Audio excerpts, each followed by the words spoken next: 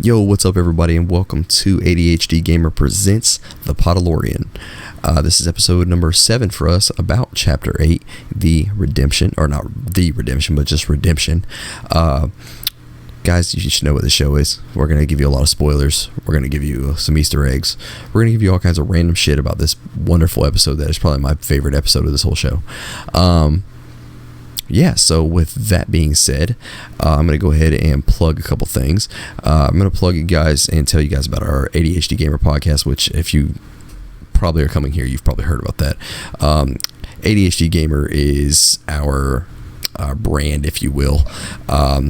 It's basically a gaming and pop culture podcast where you learn about video game news and we talk about all kinds of video game stuff. This week, actually tonight, about 15 minutes ago, actually, we just stopped our games of the generation, our favorite games of the generation, or generation, decade, thank you. Our favorite games of the decade, which was 2010 to 2019. Guys, you can check us out for here or for ADHD Gamer, the ADHD Gamer podcast on Facebook.com/ADHD Gamer Podcast. Am I right about that? Okay. YouTube.com/ADHD Gamer Podcast. On Instagram at ADHD Gamer Podcast. And you can check us out for audio listening needs everywhere, no matter what podcast service you use. So with that being said, John, let's go ahead and hop into the episode. Let's go ahead and start it up if you're ready, unless you have anything else to say. Nope, I'm good, man. I'm ready to start anywhere. So before we start, one thing I do want to say is, so if nobody's seen, we did post, and if we didn't see us post, hopefully you've seen somebody else post. John Farver posted and confirmed that we are getting a season 2 of The Mandalorian in fall of 2020. So that means, for one thing, that's super exciting, and the second thing is that there's going to be a season 2 of The Podalorian, which we are excited about. It's not going to be until next year, but we're going to be very excited about it, and we're ready to get her done.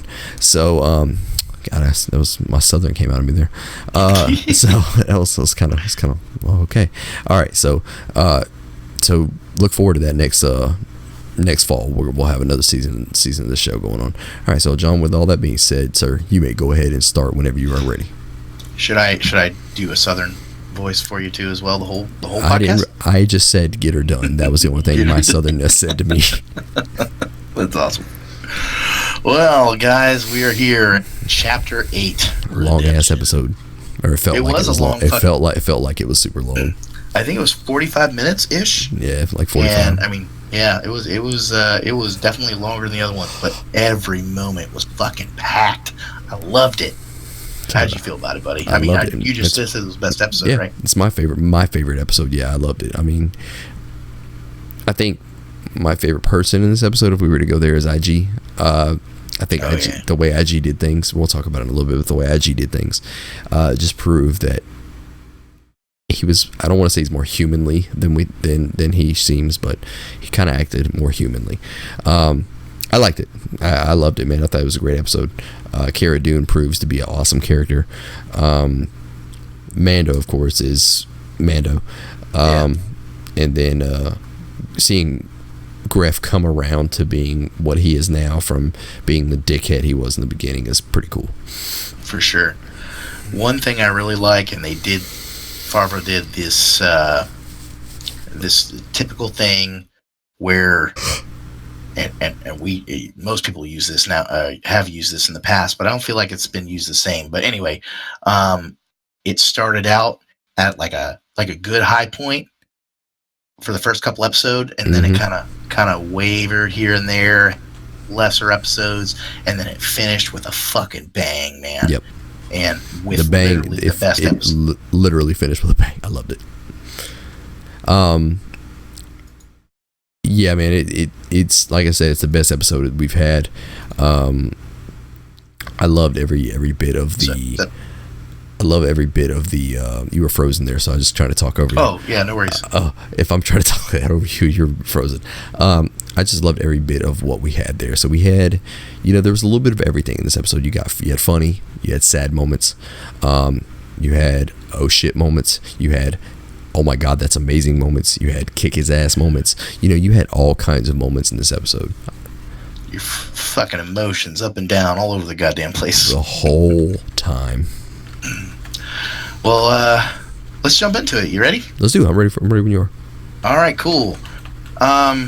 For those of you who have watched, hopefully you already have, this starts off where Chapter 7 ends.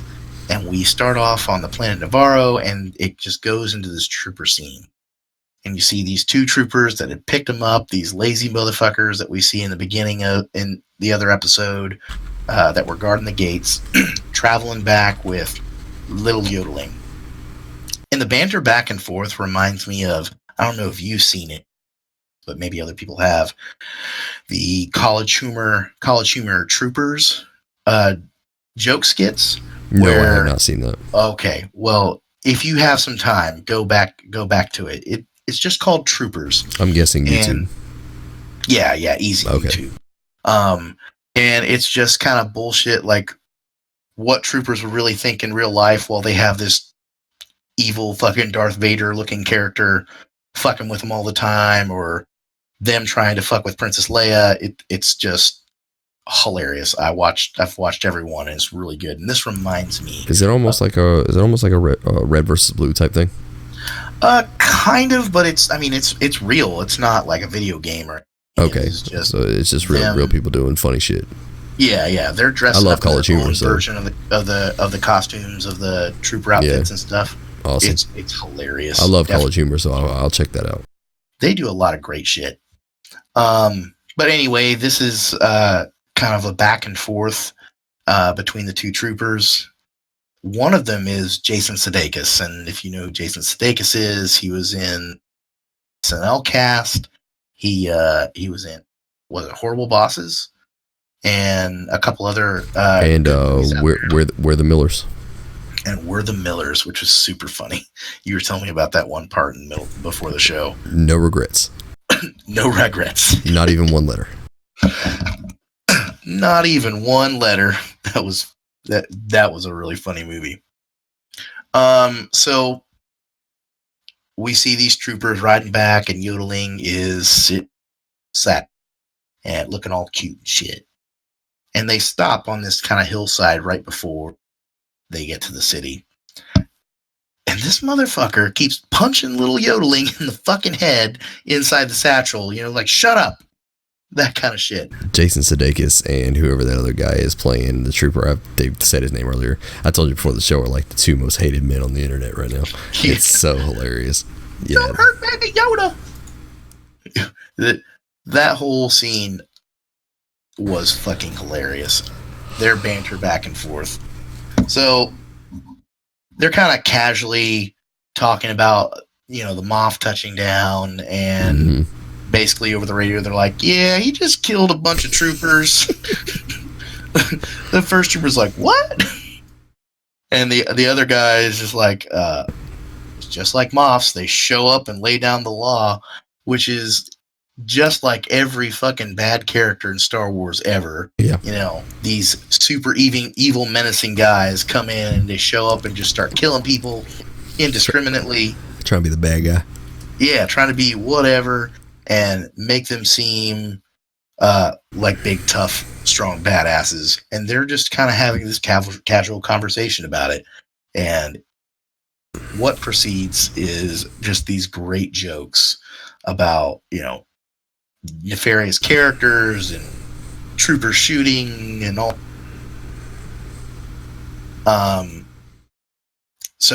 So they kind of go into a little part which was super funny. He's like, what is that thing? He's like, I don't know. Maybe Moff wants to eat it. I don't know. Maybe it's just food. Yeah, he said something about like, he's like one of the guys. I don't know which one Sudeikis was, but the one of the guys asked what is the thing in the bag? And he's like, oh, you're just trying to see it. You just want to see it because you haven't seen it. And then the guy's like, no, I'm just asking. Blah, blah, blah. He's like, no, I don't know. Then one of the guys says, oh, what do you say? Maybe Moff wants to eat it. I don't know. I don't ask questions. Yeah. Or something like that. Yeah. All these jokes were hilarious. I loved it. Oh, dude. And he's like, did you not just hear that Moff killed a bunch of fucking troopers? Like, I get the point. Do you get the point? That part was hilarious. So that right there, dude, was a red versus blue moment if I've never seen one. And as soon as I seen that's why I said something about red versus blue earlier. Because when that happened, I was sitting there and I was like, oh my god, that is a Rooster Teeth moment. I love that. That is a Rooster Teeth back and forth, man. Oh my god, I love that. I love that when they did that shit. He said, it's like, I don't know. Did you get the point? Because I definitely got the point that we're not going down there. Did you not hear that? Oh man. And then they start shooting that fucking can or whatever and just playing the joke of troopers can't shoot shit, and they don't hit that motherfucker once. Not fucking one time. I like how the one guy, I like how one guy's just looking at his gun. It's like shaking it. Like it's not fucking working. Like something's wrong. Both of them suck, and I like how the first one's just doing it for a minute. And the other one is like, all right, well, I'm going to show some shit. And he pulls his out and starts shooting. And he didn't hit nothing either. Then they go into, like, complaining because he didn't get to see the fucking child. It's like, oh, let me just check. I just want to check him, you know? I just want to look at him. Yeah, I just want to look at him. And he's like, they get on the comms again to check in, and he said, yeah.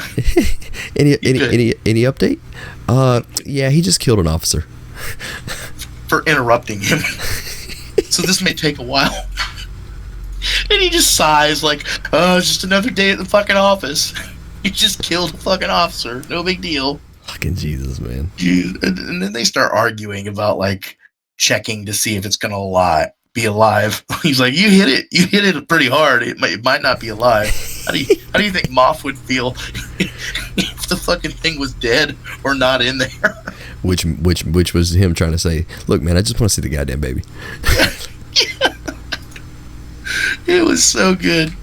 Oh man. And then he finally shows him, and he like pokes Baby Yoda right in the fucking forehead. Fucking douche.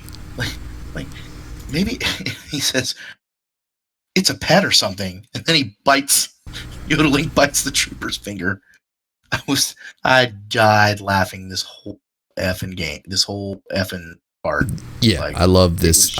This whole time, like, I haven't laughed much in this show. That's one thing I will say. I have not laughed much in this show, but in that, I laughed a lot. Like, I laughed that whole section of them just joking around, and I love the fact, like I said, I love the fact of Farva doing something different, of doing a comical thing, because the show has been really serious. There's been small comical things, but this show has been so serious that a massive comical thing in the show is great. And it won't be comical for a lot of people. A lot of people are not going to enjoy it, but I found it to be hilarious.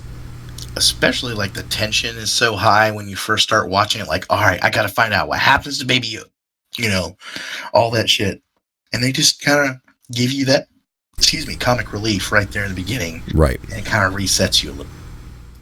Especially for the badass shit that happens throughout the entire fucking episode. At this point, after they get done telling their fucking jokes and shit, IG-11 starts coming in. And then they make more fucking jokes. Like, aren't IG's hunters? And they kind of casually walk up to him, you know. He's like, no, IG-11's like, I'm a nurse droid. But, and they're like, you have to get out of here. They kind of start walking up to him. They don't really know how to approach him. And then IG just goes and breaks that motherfucker's arm. Just, like, grabs him and twists. I'm like, oh, that looks like it fucking hurt. Let me also remind everybody that IG-11 is voiced by Taika Waititi. And hearing him do this voice is hilarious, because it kind of sounds like the character that he played in Thor Ragnarok. His voice kind of sounds like, so there was a character in Thor Ragnarok that Taika played, and I'll have to think about his name. So Taika played Korg in Thor Ragnarok, and if you listen to Korg's voice when he talks, he sounds almost just like IG, and it's hilarious. But yeah, I love that. I love that part. All right, finish. Go ahead. What the fuck? I hate saying his name. He breaks out. He does. Taika Waititi. Oh, okay. He makes some fucking great shit, by the way. He does. Side shit. What We Do in the Shadows, if you have not seen it, is fucking hilarious. Have not seen that. He made it. It's on Hulu. and you can watch through the whole first season, and it is hilarious. It's fucking vampires, and it's kind of like done like a documentary, but in real life.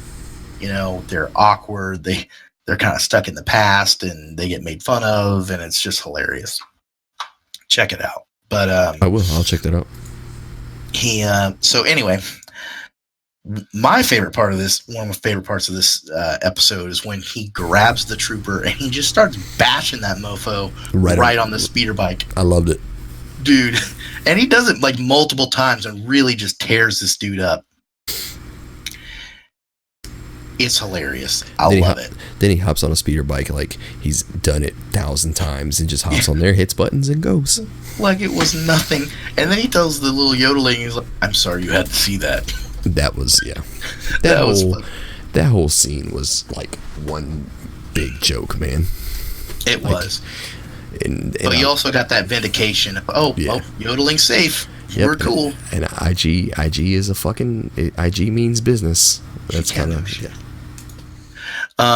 So then it kind of cuts over to them being held up. And first thing you see is these troopers run around and they're setting up an E-Web turret. Fucking repeating blaster. This is just like a fucking laser turret, basically. Yeah. And if you've seen any of the previous games or episodes or movies or whatever where this has been in there, you know that does some heavy ass fucking damage. And I think the first time we see it is Battle of Hoth in the original movies. Okay. So they're kind of scrambling around trying to figure out what to do. And they try to escape in this sewer vent. And you see Gina Carano just pick up her fucking machine gun blaster and try to shoot through it. It doesn't work. Moff kind of basically goes into this thing of trying to get them to surrender, kind of talking to them. He mentions all their names, and he actually uses the formal name of Cara Dune, Caranesia, I forget what it is. I didn't write it down. He also uses Mando's real name. He knows Mando. Yep. And Angrat Karga said magistrate, which was weird. He said that Cara Dune was from Alderaan, which tells a lot about her backstory. Obviously, Princess Leia is from Alderaan, and it also gives a reason why she's more interested in going after Imperials, because the Imperials destroyed Alderaan, her home planet. So there's that. There was a mention of a Night of 1,000 Tears also, which I've never heard that term before. This is probably the first time it's been said, but it's basically referring to the Siege of Mandalore. And then, Moff kind of goes into a little bit more, and he says, listen, I know you can't trust me, but right now it's in your best interest, or my best interest for you to be alive, so kind of play it how you will. Mm-hmm. And he says, hey, I give you guys till nightfall. So then they kind of start freaking out and trying to have this conversation to do. And, Greff's like, hey, we should just surrender. It's probably our best option. Cara Dune's like, nah, they're going to put me with the fucking Mind Flayer. I don't know what that is. Mind Flayers in D&D are these squid-like creatures that can enter your fucking brain and shit. So that was... I wonder if Mind Flayer has something to do with... I'm going to go off topic here. Well, not off topic, I guess. So I wonder if Mind Flayer has something to do with... Okay, so you've played Jedi Fallen Order. I want everybody to kind of, if you have not played Jedi Fallen Order or you care about it, skip ahead about 30 seconds, starting now. 1, 2. Okay, go. I think the part you're actually talking about is also in other iterations of the original movies. The part where the part, huh? The interrogation droids. Is that what you're about to talk about? No, I was talking about the part where they put what's her name's Padawan in to turn her into an Inquisitor. or to turn her into a night, the thing that's like shocking her. Yeah, the thing that's like shocking her the whole time. And maybe. I wonder if that's what they mean by mind flare, because when I thought about that's the first thing I thought about, because that seems like a form of torture almost. It's a torture system. You know what thing I'm talking about, right? The thing the thing that Seer was in the game, and then she escaped from it. You know what I'm talking about? It almost looked like, it's going to sound weird, but it looked like a laid back, like sauna chair almost, and it was surrounded by a bunch of stuff. Yeah. I wonder if that's what it was, because that to me kind of was like, okay, that seems like a form of torture if she's scared of it. So. That's possible. I was thinking of those interrogation. Okay. In the original movies and later iterations where, you know, they can directly tap into your fucking brain using whatever. Okay. I thought maybe that would be it, but really there's no telling. Yeah. You know, we figure it out eventually. Yeah, eventually. Yeah. I mean, did you look it up online and happen to see if there was anything? Yeah, I tried to. Nobody said anything. Okay. So that was kind of where my mind went to. Maybe they meant she's just like a slang term for, you know, rebellion rebels, saying, oh, it's a mind flayer. That's that damn thing that interrogation droid or whatever can tap into your brain or whatever. That's kind of where I went with that. But that'll be interesting. I'm sure Jon Favreau won't keep us in the dark forever about it. I'm sure we'll find out more. Okay. Next couple seasons or something. So moving on from that, they talk about Moff Gideon, how he was supposedly executed for war crimes. Like, Mando knew who this person was, and he specific, like, then we kind of reveal Mandalorian. It's a creed. I feel like that kind of changes shit a little bit, but not. I mean, it's always been kind of a creed, but it's also kind of a race of people. That may have changed over time. I don't know. But yes, it is a creed. Being a Mandalorian is a creed. It is fucking warriors, a warrior people, and they do submit themselves to that. They don't have to be technically Mandalorians, right? But I mean, because he says himself that he was not a Mandalorian, that he was, he was just, you know, he was brought up like that, if you will. Yeah, he was a foundling. A foundling. There you go. Yeah. And they kind of describe what that means more in this part. Right after that, he kind of goes into a flashback after he says that, and he goes, you know, you see a lot of things we've seen already. The people running, getting cut down by these droids.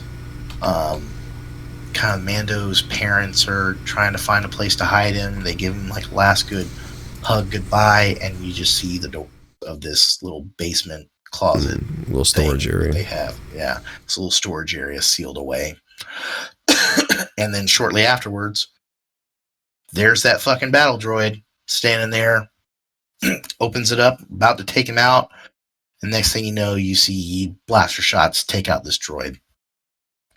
And you see these Mandalorians just standing there, reaching his hand out to Mando to pull him out. Which I thought was Boba.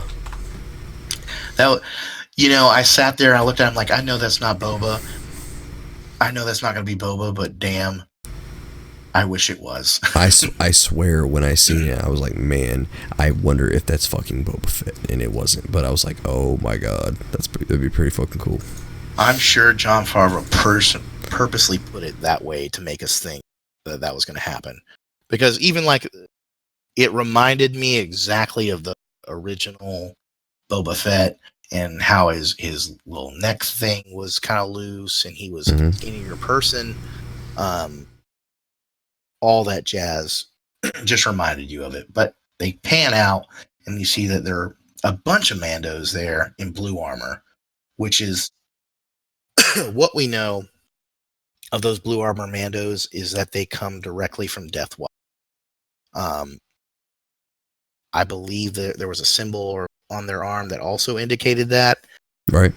But this is the big thing, which also gives give more credence to what we talked about when we first saw this group of Mandos in the beginning of the season, where we said maybe they're a derivative of Death Watch sect. Okay. If Mando is picked up by the Death Watch and taken away to be raised, well, of course, this might be an offshoot of the Death Watch. So, especially with the Vizsla connection with the big hulking heavy that we have, I think that's definitely what it is. But you see this Death Watch member kind of take off in his jetpack to bring little young Mando wherever to be raised. But you see all these Mandalorians just blasting the shit out of some droids, fucking them all up. Mm-hmm. But they go on to say that he was a foundling and he was raised until he came of age, and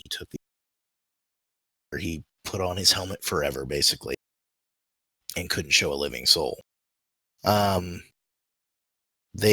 He says that the only record of his name was in the registers of Mandalore, and that he knew Moff Gideon because Moff Gideon was an ISP officer on Mandalore, which is basically like military police or kind of like the cops of Star Wars in the Empire. Okay, that makes a lot of sense. I was actually wondering what that was when he was saying that.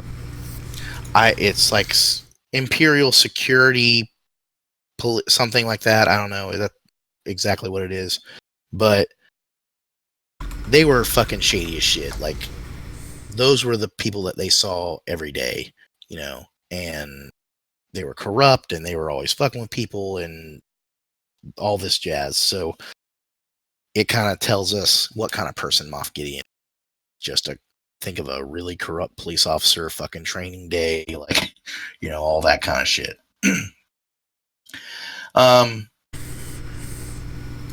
Anyway, we get that tidbit of information, kind of explains a lot of different things, and next thing you know, they're communicating with IG-11, and he is coming in hot.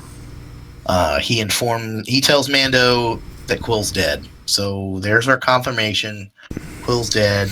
He's not coming back, and we even get more confirmation later on in the episode. It's very sad. It's a very saddening thing too, because I like Quill as a character. He was such a good character with his "I have spoken." I have spoken. Will go down in infamy. I use that all the time now. No, I have spoken. Is done. That's awesome. I use that all the time. That's awesome. So he's still got Baby Yoda strapped to his fucking front, and he just starts fucking shit up. Like, and the cute part is he's blasting all these damn troopers, and Baby Yoda's just like, he's just fucking giggling and laughing the whole time. Yeah, it was hilarious. Like, you evil little bastard. You're just laughing at death. That's amazing. But he is just sweeping through this town, just shooting up troopers. You see even this little moment where, like, these troopers are effing with a Jawa, and he takes out those two troopers there. It is a really cool scene watching him slide through there, and finally he gets to that big open where Mando and everybody are held up, and he just, whatever, kick off my bike, let it launch into the crowd of troopers, and takes out a shit ton of them, and he starts blasting away, like, just systematically taking out tons of troopers. Cara Dune's like, it's my turn now, I guess I'll get up there, and she starts machine gunning them to death, and Mando and Greff decide to go take their fun outside. Really badass entrance, like, yeah, it was. Respect. Oh yeah, I mean, you were talking about IG's entrance. Yeah, IG's entrance was amazing. The way, just his blasting and the way he can turn and the way, you know, his body can shift, and he's got freaking basically guns everywhere on his body. Yeah. You know, it's super cool. But I thought you were talking about, like, when Mando and Greff walk outside. Mando does this. like almost Hitman type, James Bond type move, where he walks out and there's a guy on the side of the room, and he's just like grabs him, blasts him, and just lets him fall. And I was like, oh my god, that is so Hitman. Like, I like that. It's so fucking cool. Damn, like you are straight up an assassin. Yep. Like hardcore.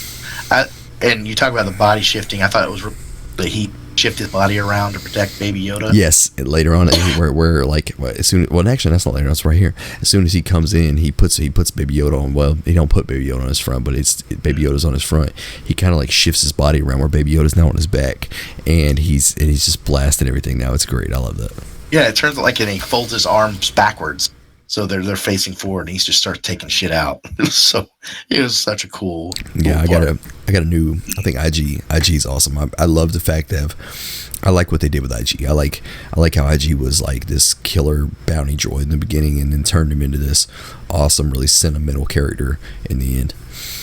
Yeah, he was really funny in the beginning too. He was, yeah. And then everybody's like, I'm sure people are blow up with I love IG-11 and all that other shit now, which is cool. So I really like that character. It's going to that right now. But Mando, so moving on, Mando goes over and, like a fucking boss, he picks up that damn E-web off of its fucking mount and just starts destroying, just holding. It's a classic movie scene where military or whatever, of somebody grabs the fucking Gatling gun and just starts mowing bitches down. And it's heavy, it's clunky, but doesn't matter because troopers can't shoot, and he just always. While that's going down, a death trooper and a couple other troopers decide to go up on the bar, and they put breach the door with a charge where Cara Dune's out, and she kind of takes cover for a minute. This is kind of where everything's kind of, the tide's changing a little bit here, and they start getting the upper hand. Moff Gideon ends up shooting Mando, and shoots. I don't know what that was. I think it's just an ammo tank. That's what that's what I thought. I think it was. I think it was just like an ammo tank for the E-web. For the E-web, yeah. That's what I was thinking. And he shoots that thing and just knocks Mando on his fucking ass, and he's fatally wounded. They kind of regroup. Cara Dune goes and grabs him and drags his ass inside the bar with Greff, and they're trying to reconsolidate. And Moff Gideon calls in the first time we see a fucking flame troop in live action, which is really fucking cool. Yes, I really like that, and I really liked I like the colors. I like how they did everything. It was just an awesome experience. I don't know about any of the like Clone Wars or Rebels or anything, but I've seen multiple video games, especially like the fourth and shit. Mm-hmm. Like that was pretty cool. So they're kind of freaking out because Mando's kind of hurt, and they're trying to get a way out. IG-11 starts cutting through that sewer gate that they couldn't get through originally. And then we have this kind of emotional scene between Cara Dune and Mando. And Mando's like, listen, I'm dying. I want an honorable death. She tries to take off his helmet, and he's like, no, F off. This is the way, And Mando gives Cara Dune this Mandalorian crest. It is the fucking mythosaur symbol that we see. And she says, hey, take this. Take the yodeling to the Mandalorians and give them this and say, this was a foundling. Tell them that Din Djarin was under Din Djarin's protection, that Din Djarin basically died. Mandalorian's like, hey, I'm going to stay behind. This is the way. I'll cover your escape. Well, at about that point, the flame trooper comes bursting through, and we see the yodeling put his hands up and push the flames back with the Force and just burn up this flame trooper like we see so many times in the video games, which was not the coolest use of the Force that I've seen in the series, but it was still nice to see. So, and then he kind of passes out for a second. IG-11's like, all right, well, here, Cara Dune, you take the baby. I'm going to stay with Mando. And they head off into the tunnels. And Mando has this scene. He's like, go ahead, do it. Go ahead, do it. Kill me. Mm-hmm. And he's like, no, I don't understand what you mean. Kill me. Go ahead and do it. Whatever. And he says, no, I'm not going to do that. And he tells him to take off his helmet. And Mando goes into his little spiel about no living thing. It's kind of fucking stupid. But he says, no living thing can ever see me. Well, I'm a fucking droid, so you don't have to worry about that kind of. Yeah, I'm not a living thing. Yeah, I'm not a living thing. Which I kind of called that when he said that. He was like, no living thing can see my face. And it was like, he's not a living thing. He's going to say it. Watch. Yeah. Wait for it. Oh, there it is. Oh, yeah. I mean, like, it's super. Like, why would he even say that? He knows. Everybody kind of knew going to happen at that point, but it was interesting to see, especially what happens with he ends up taking the helmet off. Yeah. And he just sprays some Bacta spray on there, and that's the overall drug to heal. And IG-11 goes, it seems you've suffered some damage to central processing. You mean my brain? That was funny. That was a joke. I didn't know droids made jokes, but that's hilarious. Excuse me. But that was a funny little joke. And then he kind of helps Mando back into the tunnels, and they go reunite.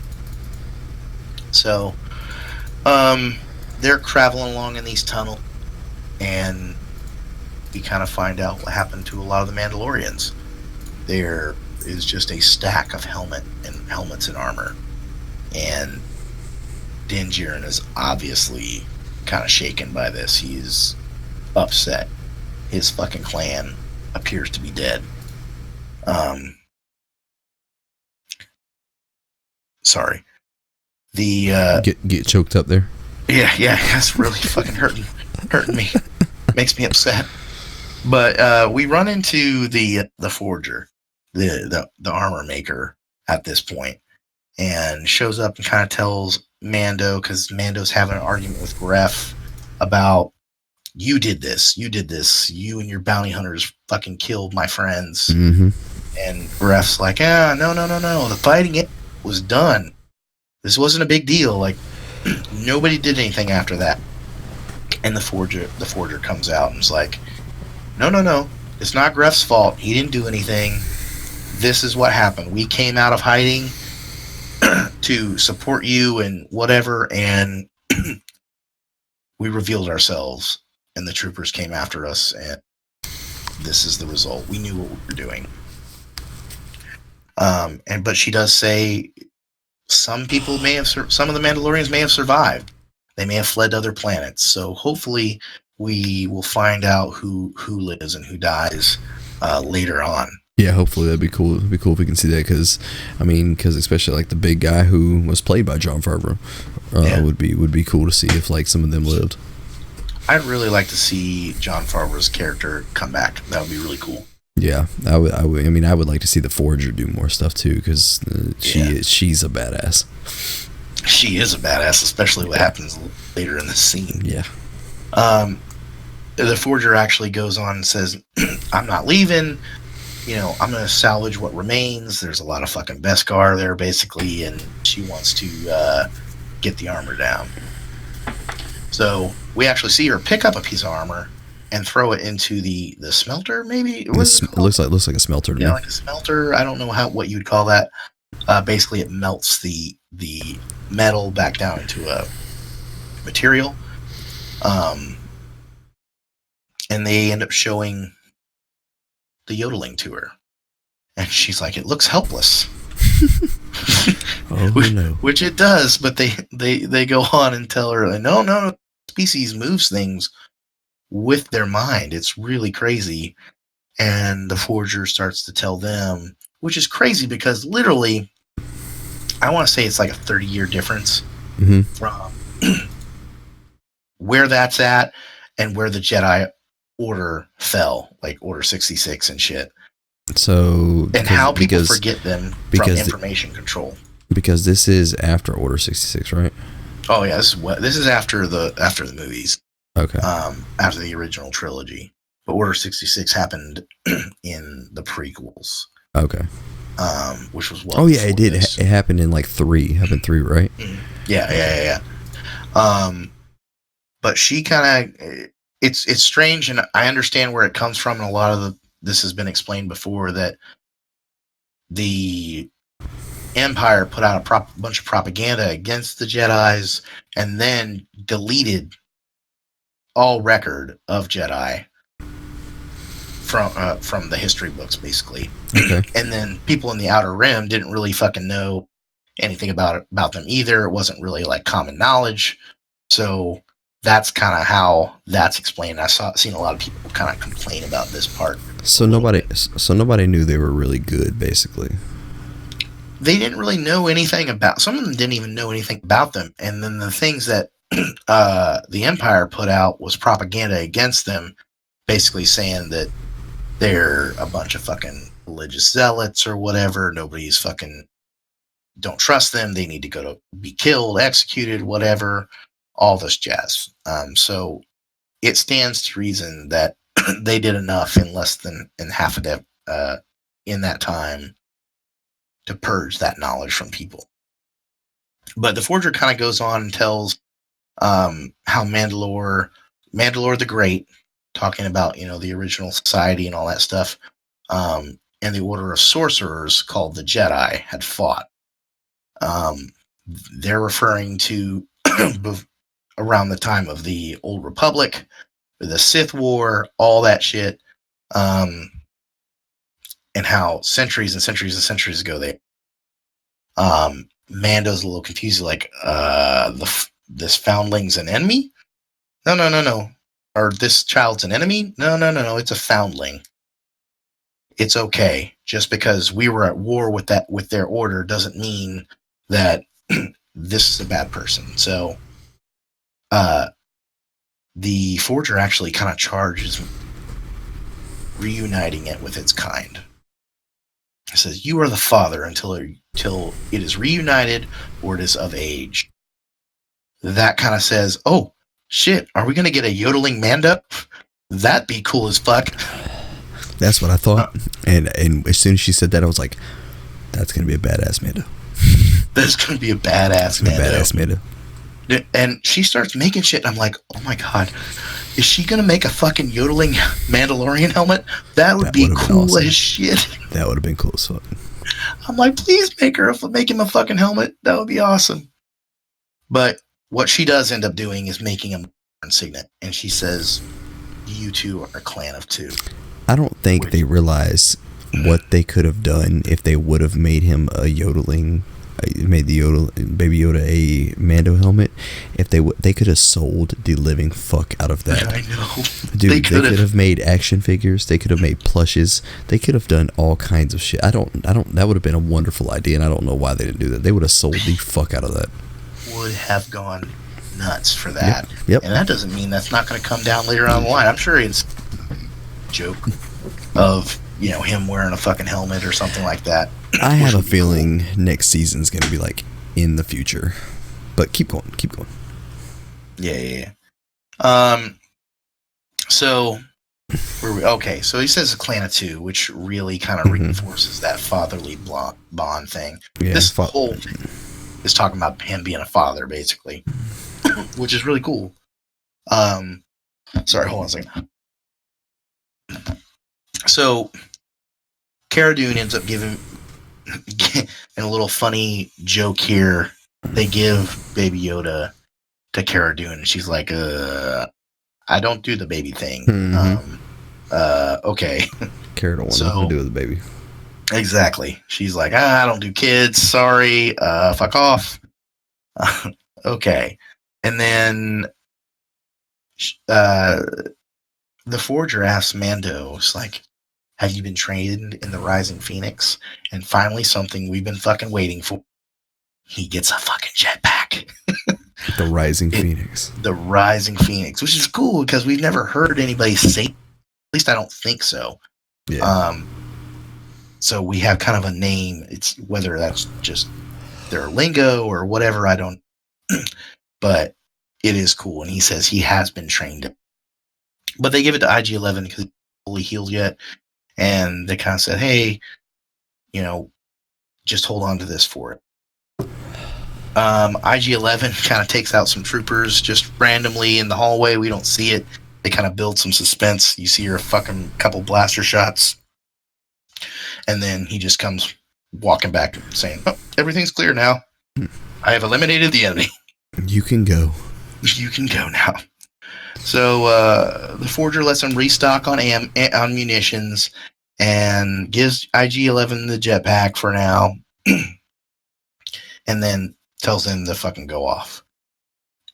And then what goes to a really cool fight scene with the Forger just sitting on her knees, holding her hammer and her fucking I don't know, what would you call that, buddy? She got a hammer and the tongs, basically. They're like forging tongs. I would think so. They've got to be some kind of metal to stand the heat. Yeah. I would just say, I would think like a gavel. It was like a gavel and some tongs is what she had.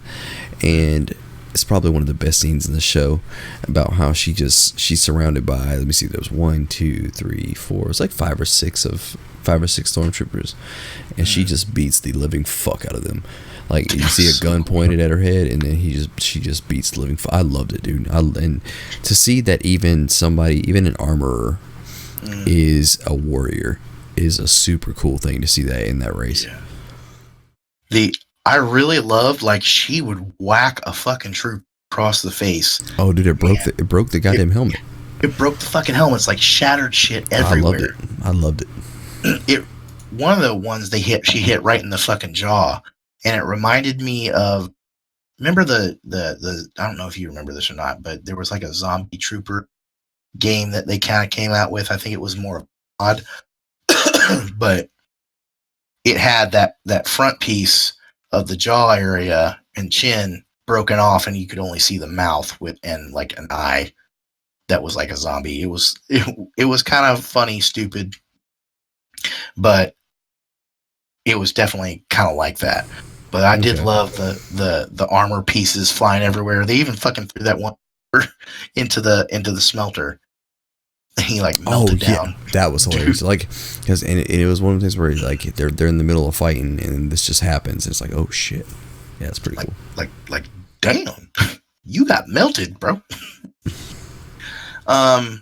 So we get away from that. Obviously, she's okay. She's gonna make it out of there, hopefully. And they start heading toward the lava room. So they get to this boat. There's like this droid all sealed up in fucking rock, and they're trying to push it off. And Mando like grabs his stick, trying to wedge it out. None of that's gonna work. It's all sealed rock on this boat. And Cara Dune's just true badass woman fashion. Get out of the way. Just shoots it and frees it up. And I really like when they get on the boat.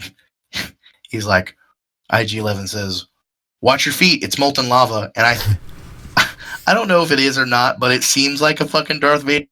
Anakin gets his fucking legs burnt and shit. I didn't think of that until you just said that. But okay, yeah. It seems like it. It seems like it's that kind of fucking joke. That does seem like that kind of joke. Okay. Yeah, that makes sense now, actually. Which I just thought that was good. Then we see the little droid ferryman kind of pop up, and this is an R2 unit that's got arms and legs. That was kind of weird to see. That was really weird. Like that. I saw some stuff online where people are like, "Oh, maybe it's a specific droid type or whatever." I think maybe somebody just made makeshift, like took an R2 unit and just modded him for that purpose. You know what I mean? It feels that way. Like they just gave him arms and legs and was like, here, do this. You know, and this is your purpose. I don't know if it's something that was created before specifically for that task, but that's not really important at all. So they're going down this river. They're having these conversations. And Mando kind of looks through his helmet vision and says, hey, there is a large group of troopers waiting for us at the end of this tunnel. And Mando kind of starts having this argument with IG-11. And, oh shit, sorry, my shit closed out. Jesus. All right, we're good. So Mando starts having this disagreement with IG-11. My protocols are still in place. I can't get captured. So I can just go over there and use my self-destruct. Mando's kind of arguing with him. Hey, do that. Whatever. We're going to need you. Blah.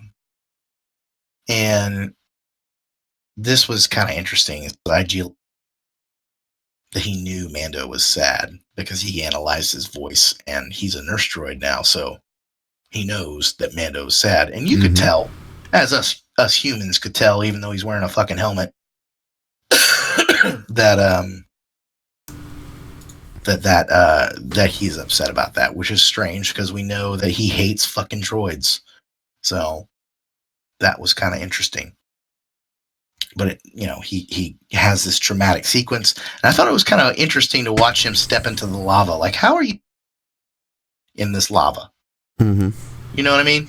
Yeah, because he should have melted. I mean, especially with the everything, he should have just melted. Basically, you would think he would just melt. But I mean, I'm not a fucking chemist or anything like that. So maybe the boiling point or whatever metal stronger than the lava rock, whatever. No, obviously that's the case.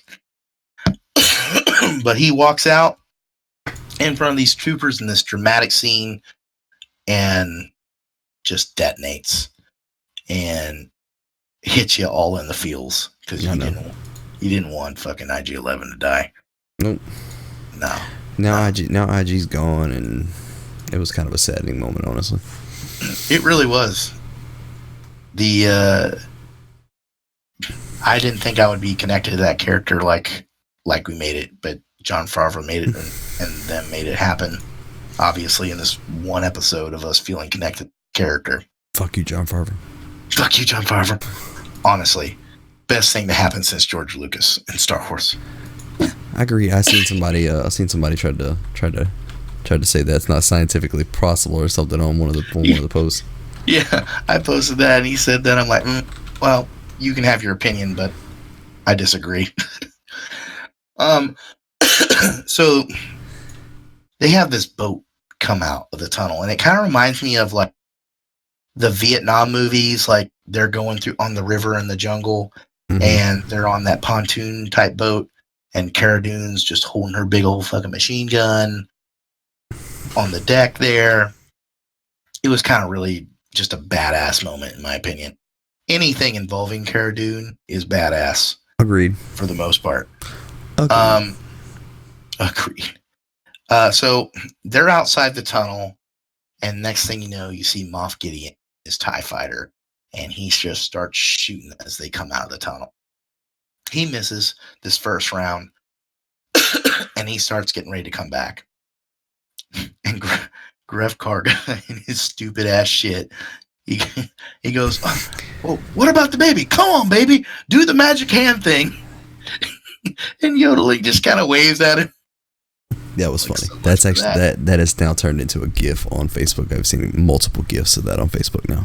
Yeah. Even the voice that he uses makes it said, huh? Yeah. I don't know.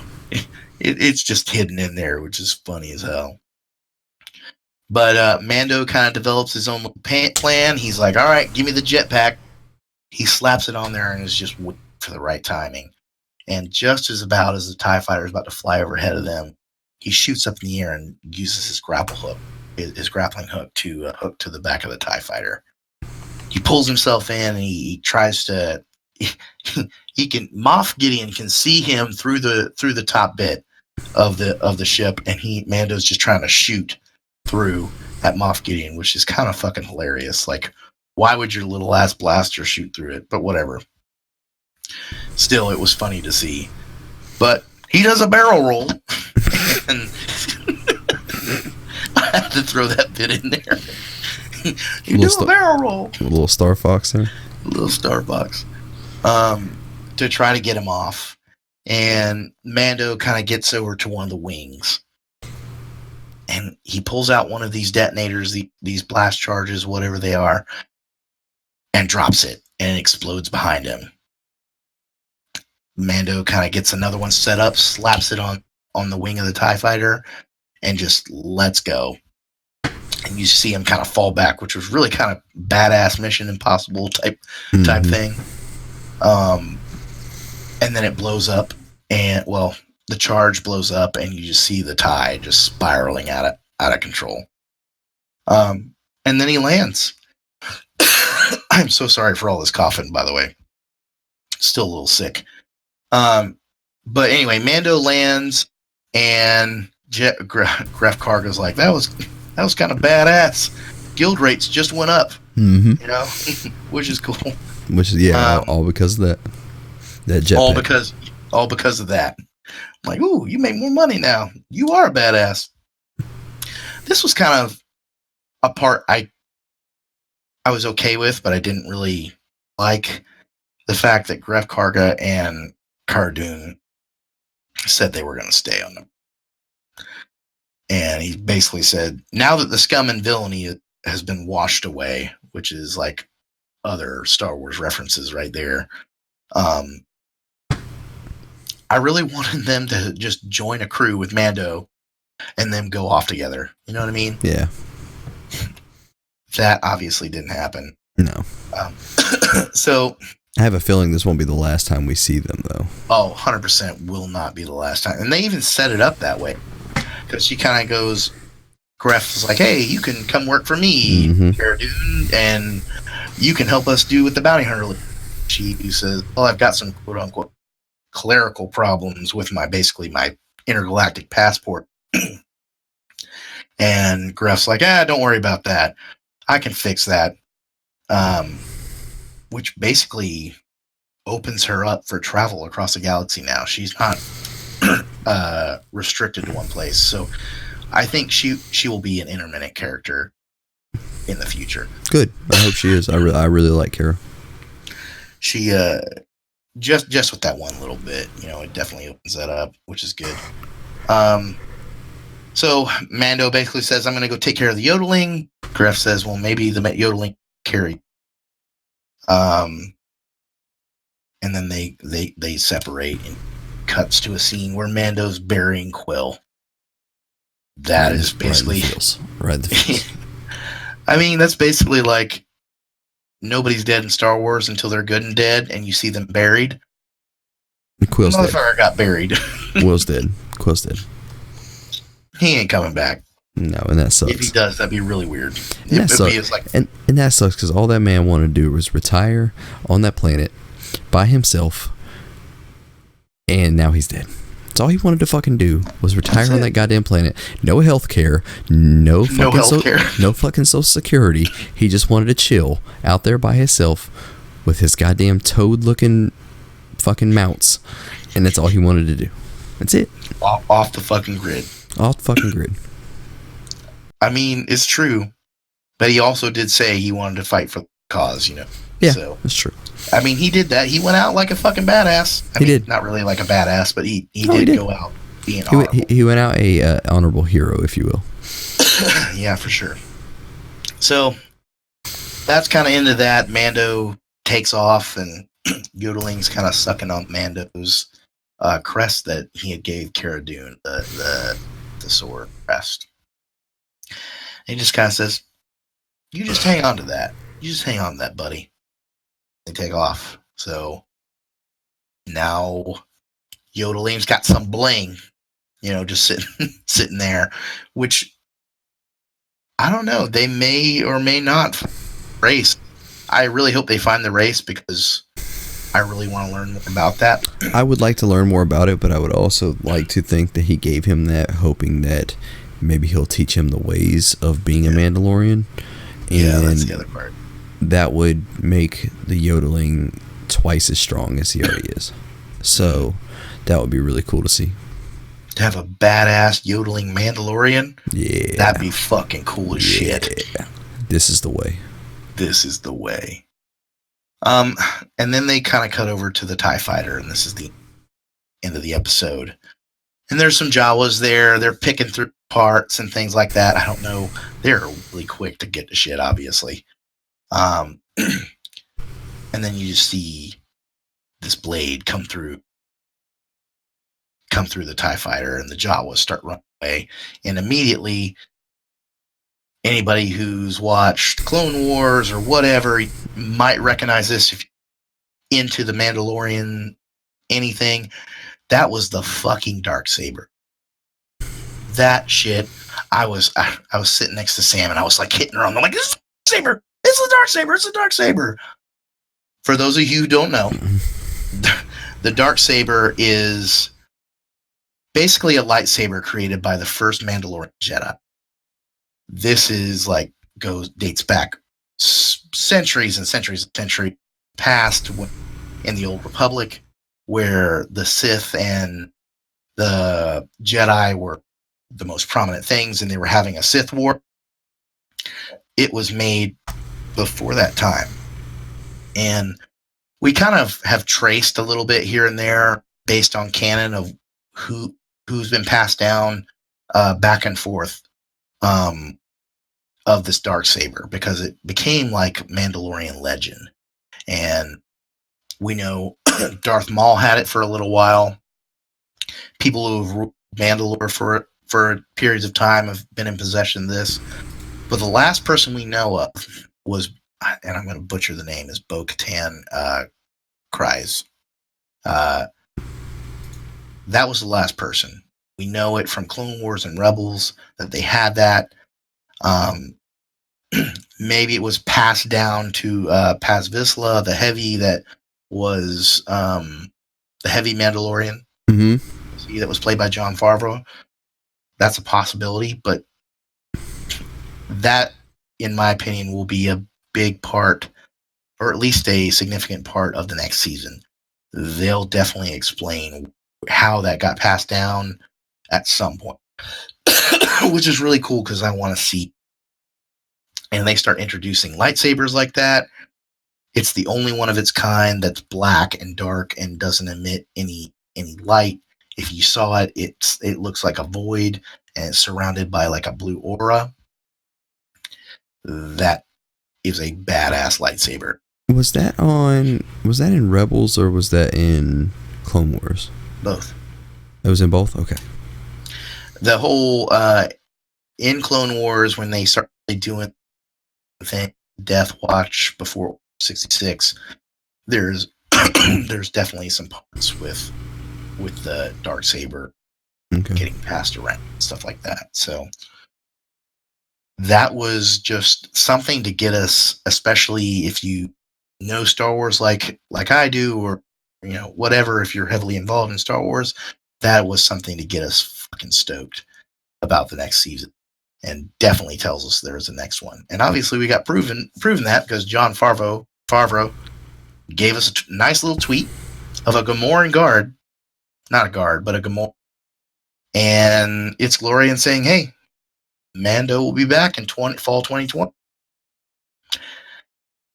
I love this episode, dude. So do I. This was a badass episode. This was a very wonderful episode. It was it seemed like it was lore heavy. Seemed like it was had a couple Easter eggs that were really cool, especially with, I didn't know anything about the Darksaber, so seeing that was a really cool experience. Yeah, man, I'm fully happy with this episode. I'm really glad we ended on a very strong episode. I'm super happy they didn't end it on. I agree. No cliffhanger. And we can get ready for next season. Yeah. I was fully expecting a cliffhanger, honestly. I thought there was going to be some crazy cliffhanger. Moff Gideon was in possession, yodeling and stuff. And I really didn't want that. And now you got to wait to see what happens next season, and yeah.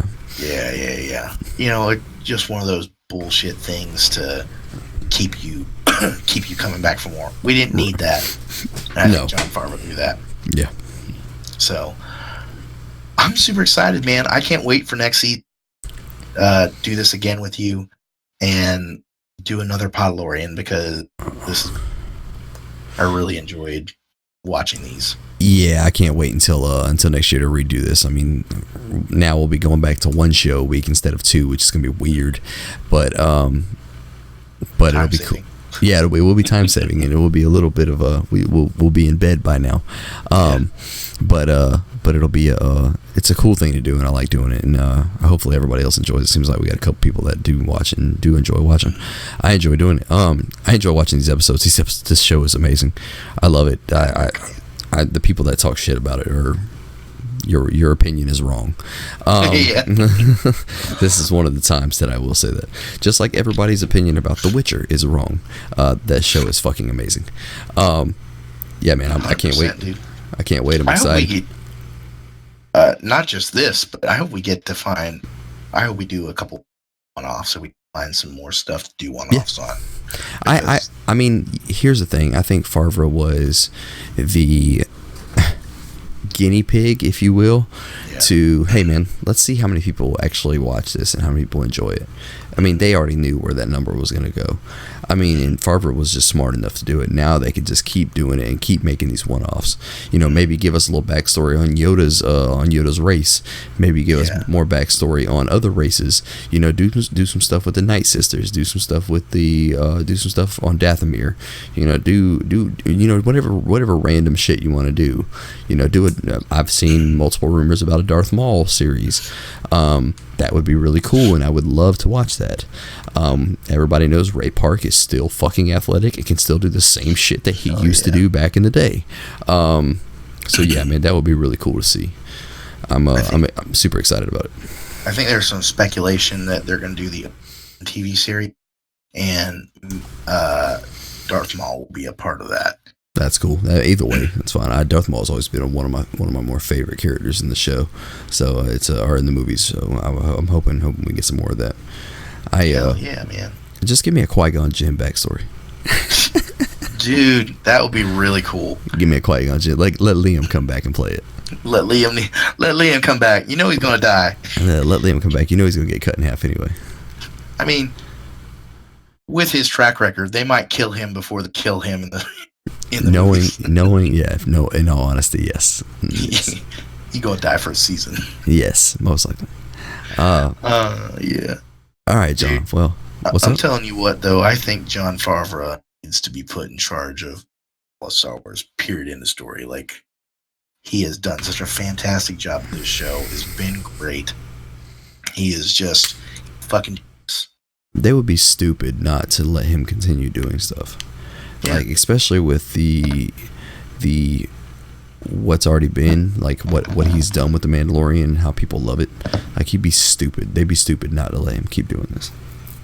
I saw a nice little meme about Jon Favreau. He created the movie The Elf.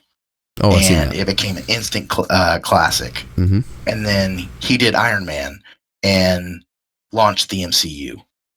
Yeah. It's right. Yeah. I mean, basically launched the MCU. Basically, I mean, there's been other Marvel movies, but but that basically launched what is the MCU. Yes, what we know it as today. Yes, and then he got a hold of Star Wars, and look what we fucking got! Some of the best shit that's come out since George Lucas created the original movies. I mean, period in the story. So that's my piece on it, man. I'm so glad that we got to do this. I really have enjoyed the series. So I agree, and we'll be ready to come back for another season 2 of this show. It's gonna be wonderful. Hell yeah. All right, guys. Well, that's really going to end us off here. I'm going to go ahead and plug us real quick. Okay. Guys, you can check us out anywhere. Facebook.com/ADHD Gamer Podcast, YouTube.com/ADHD Gamer Podcast, and Instagram at ADHD Gamer Podcast. Audio listening needs everywhere you need. Please check out our other show, ADHD Gamer. That is basically all your gaming and pop culture news of the week. We record weekly. We normally put them up Sunday or Monday, depending on time that I have, but I make sure to get them up one of those days. I try to work as hard as possible. Sometimes it does not work. Yeah, guys, so it's been a blast doing this. We will see you guys next season. Please check us out on the other show. And John, do you have anything to say to the wonderful people? One last time, folks, may the force be with you. See you later, Podalorians. All right, guys, and always remember, this is the way. This is the way.